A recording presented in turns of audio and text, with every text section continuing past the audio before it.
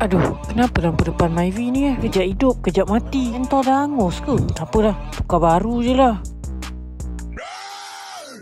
Kak Aisyah terus pergi yang ke aksesori Bahau. Lampu standard Myvi ni memang dah lama. Kereta pun tahun 2010. Hidupkan lampu depan, cahaya macam ada tak ada je. Awak malam memang tak nampak apa. Jadi malas pening, Kak Aisyah upgrade terus. Buy LED projector AES EV5. Saiz 3 inci, reka bentuk compact, high value for money. Pemasangan pun mudah, plug and play je.